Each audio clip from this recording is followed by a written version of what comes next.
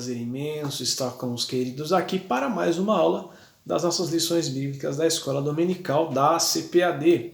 A nossa lição de hoje é a de número 10 e ela vem com o título O Ministério de Mestres e Doutores. Nosso texto áureo está em Romanos, no capítulo 12, versos 6 e 7, e nos fala assim: de modo que, tendo diferentes dons, segundo a graça que nos é dada, se é ensinar, haja dedicação ao ensino. A nossa verdade prática nos fala o seguinte, que os vocacionados por Deus para o ministério do ensino são por ele chamados para edificar a igreja de Cristo. A leitura bíblica em classe, nós temos então aqui vários recortes.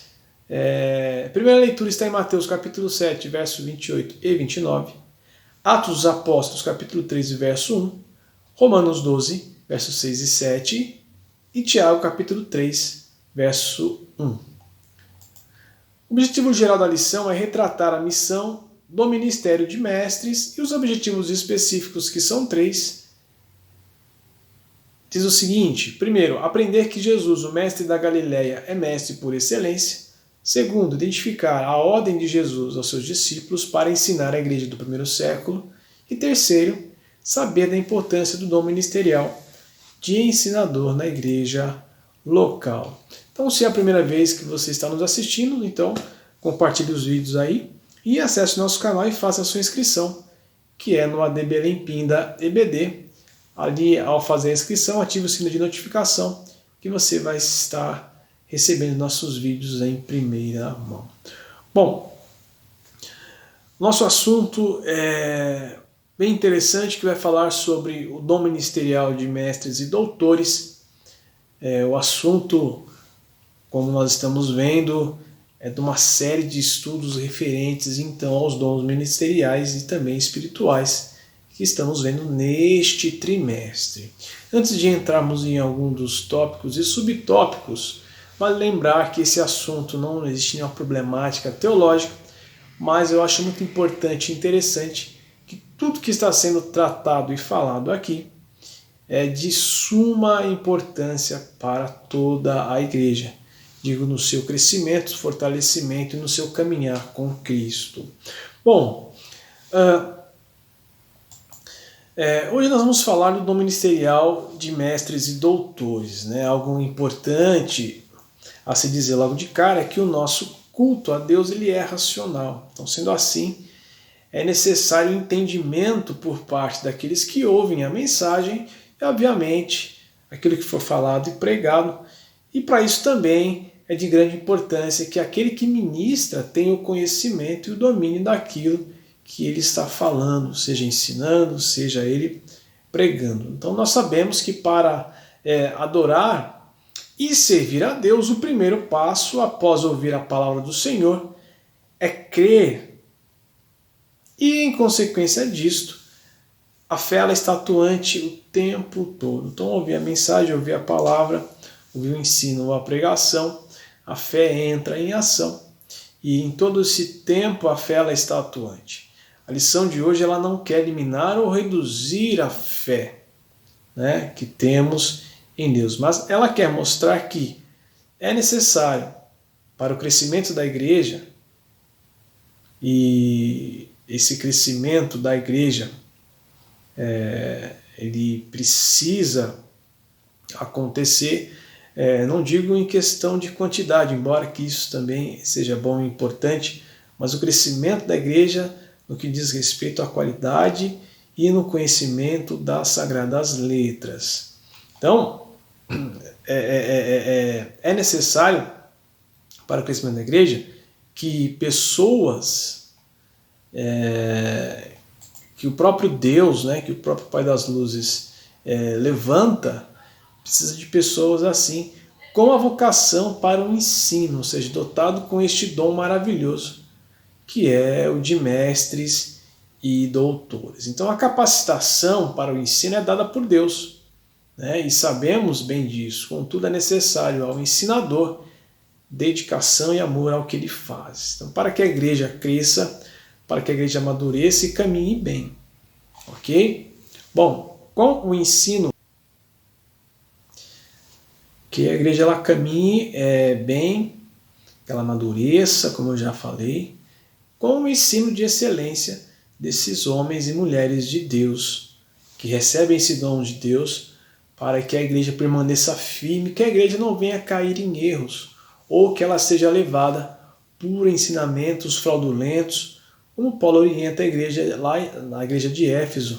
E nós vemos isso lá em Efésios, no capítulo 4, verso 14 ao 15, a qual eu coloquei numa outra versão, e ele nos fala assim: então não seremos mais imaturos como crianças, nem levados de um lado para o outro, empurrados por qualquer vento de novos ensinamentos. E também não seremos influenciados quando nos tentarem enganar com mentiras astutas. Em vez disso, falaremos a verdade em amor, tornando-nos em todos os aspectos cada vez mais parecidos com Cristo, que é a cabeça. Então, essa versão que eu peguei, ela vai relatar bem o que Paulo está preocupado com a igreja de Éfeso, para que ela não seja tocada, ou para que a igreja não seja de alguma maneira enganada por ensinamentos fraudulentos. Se no período de Paulo e da igreja primitiva existia preocupação contra esses falsos ensinos e falsos mestres, e a triste realidade de ensinos heréticos, com sentido que naquele período já teve pessoas inseridas na igreja fazendo esses falsos ensinos. Então vamos imaginar muito mais agora, em pleno século XXI. Nós vemos que a igreja ela sofre ataques constantes sem parar o tempo todo. Numa outra versão também da Bíblia, nós lemos em Oséias, a gente percebe que Oséias ele orientou o povo, ele diz o seguinte, ele fala assim: meu povo está sendo destruído porque não me conhece. E aí ele joga a responsabilidade sobre os sacerdotes naquele período, porque vocês sacerdotes não querem me conhecer. Eu não os reconhecerei como meus sacerdotes, porque se esqueceram da lei de seu Deus. Então eu me esquecerei de seus filhos. Então aqui fica essa questão, esse alerta sobre aqueles que estão sobre o povo de Deus para orientar. Então é necessário essa busca para ensinar o povo. E aqui, finalizando a introdução, a célebre frase: quem tem ouvidos, que ouça o que o Espírito diz à igreja, porque a questão do ensino ela é importante para toda a igreja e o seu crescimento. Entrando no tópico de número 1, Jesus, o Mestre por excelência, é sabido por todos que o modelo a ser seguido é Cristo. E neste tópico da lição, com seus subtópicos, o escritor aponta e mostra que Cristo era mestre em tudo o que fazia. É óbvio que nós, meros humanos, só podemos seguir o exemplo do Mestre e de modo algum o sobressairemos, porque Cristo é Deus, ok? Mas, ao seguir o modelo Cristo e ao seguir o que Cristo faz, seremos exemplos dele nesta terra. E ao mesmo tempo seremos exemplos para os outros ou para outras pessoas que têm observado a nossa conduta e a nossa vida com o caminhar nesta terra. Então Jesus ele era mestre por meio de suas falas e atos. Os ouvintes de Cristo se admiravam com ele, pois ele era a expressão exata daquilo que ele falava. Seus ensinos superou em tudo aos dos escribas e às falas dos fariseus. E sendo assim, podemos ver que o ensino ministrado por alguém capacitado e espiritual alcança a pessoa por completo, chegando então até a alma do indivíduo. Então este era o ensino de Cristo, o ensino pleno, completo e totalmente espiritual, e porque ele era Deus, ele veio cumprir a missão a qual o Pai lhe dá. Então, deste modo, Cristo de forma nenhuma se exalta, pelo contrário, ele se humilha e vem à terra e ensina aos homens o caminho para a salvação. Jesus ensinava para o coração, então seu ensino não era apenas para emocionar e afagar o ego do povo, mas era um ensino de transformação. Tampouco uma autopromoção, mas o ensino de Cristo era um ensino encorajador e de esperança. Então o Senhor Jesus nos deixa o exemplo de como nos portar. E Jesus nunca quis se portar como os escribas, como os fariseus, esses homens que se achavam doutores, né, da lei, bem porque esses homens se achavam acima de todas as outras pessoas, se intitulando pessoas superiores. Tanto que Cristo não quis de modo algum, mas quis dar um ensino transformador aos seus discípulos, tanto que ele vai lavar os pés de seus discípulos. Para que os irmãos compreendam, naquele período era algo improvável para um mestre rabínico, como era o caso de Jesus, lavar os pés dos seus discípulos. Isso era inadmissível de forma alguma. Um rabino, um mestre, iria lavar os pés de alguém, tampouco dos seus discípulos. Porém, os ensinos de Cristo, os ensinos de Jesus Cristo rompem com o costume da época e também do status social. Porque, como eu já disse, isso era inadmissível, totalmente chocante, um choque demasiadamente forte para os seus discípulos naquele momento. Então, segundo o costume da época, lavar os pés era uma tarefa totalmente servil, dada apenas aos escravos. Também era dada às mulheres e às crianças, porque nós sabemos que na sociedade naquele período essa era a visão que se tinha dessa classe de pessoas. E se porventura é tão servil esse ato, se porventura um escravo tivesse que, por algum motivo, lavar o pé de outro escravo, isso jamais aconteceria entre patrícios, mas somente um escravo gentil poderia lavar o pé de um outro escravo. De tão baixa era essa condição, era esta situação, uma situação servil. E Cristo faz isso. Cristo, além de lavar os pés dos seus discípulos, trazendo um ensino transformador que rompe o paradigma naquele momento, Jesus o faz sem nenhum constrangimento. Além disso, ele tira suas vestes, sua roupa, mostrando então ali um ato totalmente de submissão e de ele se abaixa, se diminui, mas com uma lição rica para aquele momento, para os seus discípulos. A lição trata sobre ensinar, sobre ensinadores, sobre pessoas que recebem de Deus um dom para o ensino. E Cristo mostra tudo isso. Em tudo que ele faz, tudo que ele fazia, o ministério de Cristo sempre foi a questão do ensino.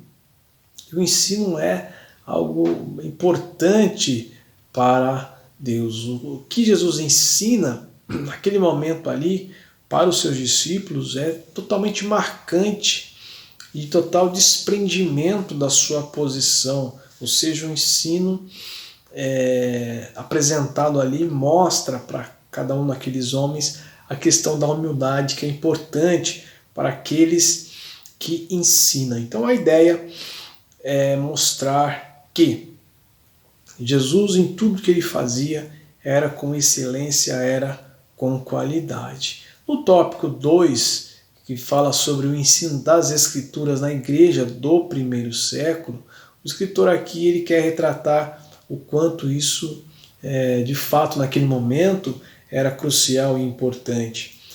Antes de entrar sobre essa questão, nós temos uma fala de Immanuel Kant, um filósofo prussiano. Ele relata o seguinte, que o ser humano é aquilo que a educação faz dele. Pego essa citação para quê? Para que você que nos assiste entenda e compreenda que o ensino ele deve ser transformador, e o ensino transforma. O ensino, a educação, é o meio de transformar pessoas, e pessoas transformadas conseguem transformar o mundo. Nós vemos isso com os discípulos. Eles foram ensinados por Jesus Cristo e eles alcançam o mundo, porque eles compreendem a sua missão e o que eles deveriam fazer e agora passam a ter uma mente renovada em Cristo por meio dos ensinos desse mestre por excelência. Para ficar bem coerente com o que nós estamos falando, que é o tópico 2, e esse tópico 2 ele vai tratar sobre os ensinos das Escrituras na igreja do primeiro século, a ordem dada por Jesus é ensinar. Então o que Jesus mais fez foi ensinar no seu ministério terreno, como eu já disse, seja os discípulos ou toda e qualquer pessoa que estivesse próxima dele, ou que ele encontrasse, ou que a pessoa fosse até ele. Vemos com Nicodemos, que foi buscar conhecer a Cristo, sai dali com uma aula maravilhosa do ensino referente ao que de fato ele era e o que de fato aqueles homens achavam que era e no fim não eram nada. Aquela mulher samaritana naquele poço, não é? Tantas coisas, aquele homem gadareno, e podemos ver aí uma gama de ensino, Cristo trazendo um ensino para a vida, ensinos transformadores na vida daqueles que ele se aproximava. Então foi assim em todo o seu ministério terreno, por onde ele passava, e sempre havia uma lição, uma explicação a ser dada ali naquele momento. Então a igreja ela precisa ser ensinada, do mesmo modo que Provérbios 22 e verso 6, ele pede para instruir o menino, instruir a criança. Então a igreja primitiva era atacada constantemente por falsos mestres, João, Paulo, Pedro, os discípulos em si ali, os apóstolos, eles combatiam com força os ensinos heréticos naquele momento, filosofias que eram ali no meio secular, eu quero dizer assim, só para que a gente possa entender, estava adentrando na igreja e era a preocupação ali dos apóstolos de não permitir que isso dominasse a igreja, seja com tradições do judaísmo, ou fosse por algumas filosofias gregas, ou por algum costume romano ali. Havia essa preocupação de não permitir isso. Então a igreja ela necessita ser ensinada e Deus, pela sua onisciência, ele sabia disso, então ele instrui. Ele instrui para que o povo necessitasse de ser ensinado. E contextualizando para os nossos dias, ele, no caso o ensino, ele precisa ser motivado, oferecido dia após dia à igreja, pois os ataques ao povo de Deus eles não cessam, eles permanecem o tempo todo. E a igreja precisa ser ensinada, ser orientada. O ensinador ele precisa ter dedicação ao ensino, buscar para si e alimentar aos outros, porque por mais que o dom seja dado por Deus, é necessário não o aprimoramento do dom, mas o modo como você vai aplicar esse dom, isso pode ser melhorado através de livros, através de comentários bíblicos, de cursos, que esse ensinador ele pode fazer, porque ele já tem o dom para ensinar, ele necessita buscar esse conhecimento, essa informação, porque ele já tem toda a didática para ser feita, para ser passada ali. O ensino ele deve ser constante. É tão sabido dessa verdade que o Senhor, nosso Deus, concede o dom de doutores e mestres para que esses fortaleçam a igreja com a palavra da verdade. Ok? Então, em nossos dias, tem se dado muito mais valor aos louvores, aos cânticos e às pregações triunfalistas do que um ensino sistemático, um ensino de qualidade para a igreja. Tanto que, seja no ensino, seja nas ministrações, nas pregações, o tempo é muito escasso, muito curto, porque durante todo o período do nosso culto é dedicado a uma grande parte para os louvores. O que transforma é a palavra ao ser lida, entendida e aplicada. Isso é algo que deve ser dito para que a igreja possa caminhar. Bem, porque a fé ela vem pelo ouvir, e o ouvir pela a palavra de Deus. Isso é importante a se dizer, pela a palavra, pela palavra. Ou seja, ela precisa ser buscada, esmiuçada, não apenas por ouvir alguém pregar e ensinar. Embora que estamos falando de ensino do dom de ensinar, mas aquele que ensina precisa entender isso, que é necessária essa busca de informação e de conhecimento. Bom, no mundo antigo os livros eram extremamente caros e não tão fáceis de se ter acesso, de se achar, embora que também havia a problemática do analfabetismo. Hoje, em nossa cultura, que o acesso aos livros, a informação é muito melhor e maior e mais aprimorado, seja pela própria palavra de Deus, que as pessoas têm acesso constantemente. Por que eu estou falando isso? Eu preciso falar isso porque existe um problema cultural em nosso meio que as pessoas não querem ler, não querem buscar. Caindo na questão dos dons de mestre e doutor, isso é algo para essas pessoas que ensinam. Elas precisam ler cada vez mais e muitas vezes mais a Bíblia Sagrada, buscar essa informação para passar para a igreja. O ouvir pela palavra de Deus não é ficar meramente ouvindo alguém falar ou pregar, como eu já citei, mas buscar esmiuçar a palavra do Senhor, porque pouquíssimas vezes os irmãos buscam ler a Bíblia ou buscar conhecer a Deus por meio da leitura da palavra de Deus. Isso deve ser mudado, pois o povo que era conhecido como o povo do livro hoje apenas canta. Isso é um grande problema e talvez sejamos conhecidos como o povo que canta. Isso é um problema sério. Indo para o tópico 3 e já indo para o final, a importância do dom ministerial de mestre. Um mestre e ensinador é importante para a igreja, contudo é necessária a dedicação desse mestre que recebe o dom de Deus e possui essa vocação. Então, por muitos anos, nossa igreja não deu tanto valor pelo ensino sistemático bíblico, porque na visão de muitos irmãos, o buscar da informação, o estudo teológico era um assassino da espiritualidade. Isso não é verdade. Se nós olharmos para o que nós temos hoje de informação da Bíblia Sagrada, das traduções da Bíblia, de comentários bíblicos, de informação, foi porque homens e mulheres buscaram este conhecimento, foram atrás, Deus os capacitando com esse dom, eles cavaram com afinco e nos trouxe essas informações maravilhosas e que hoje nós a utilizamos em nossos cultos. Então, pelo contrário, quando nós olhamos para Paulo um erudito, um poliglota, um homem conhecedor, até então antes da sua conversão do judaísmo, e sabemos que o judaísmo é uma religião que exige muito conhecimento por parte dessas pessoas. O próprio menino tinha um seu rito de passagem, ele passava então a ser um filho da lei, mas tinha uma busca, um ensino sistemático sobre essa criança.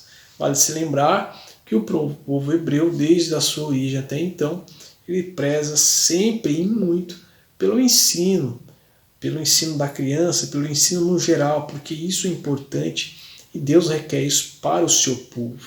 Voltando no que nós estávamos falando, sobre essa importância do ministério de mestre, é porque esse dom vem fortalecer a igreja e combater os ensinos heréticos. Esses doutores, esses conhecedores da palavra, são de extrema importância para a igreja, porque eles permanecem de pé pelo seu ensino, o alicerce da palavra, o alicerce do ensino de Cristo, que vai permanecer da mesma maneira, sem nenhuma heresia ou qualquer informação errônea ou errada. Pois é uma maneira muito importante de saber se a igreja está caminhando bem, basta nós olharmos então para o interesse dos membros referente aos cultos de ensino, seja escola bíblica dominical ou, como eu já disse, cultos de ensino propriamente dito.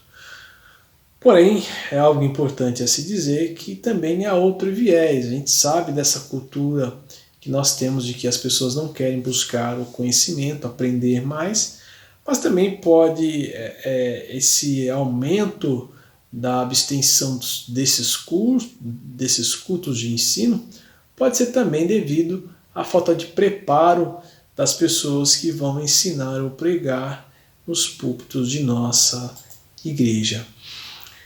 Dom de mestre, dom de doutor, dom de ensinar, isso é dado por Deus para o crescimento do seu povo e da sua igreja, e que não pode ser negligenciado, pelo contrário, precisa ser incentivado. Você, pastor, líder da sua igreja, incentive, fomente isso para que haja mais ensinadores e mais doutores e mestres da palavra, porque isso, por mais que seja um dom dado por Deus, e de fato ele a igreja carece de pessoas, de homens, de mulheres que dediquem a sua vida ao ensino, porque na verdade eles estão cumprindo o ID de Deus, levando a palavra do modo como ela é, uma palavra que alcança a mente e também a alma dos seus ouvintes. Meus amados irmãos, esta é a nossa aula de hoje. Que Deus venha abençoar a cada um dos amados. E eu quero deixar aqui a vocês o meu forte abraço.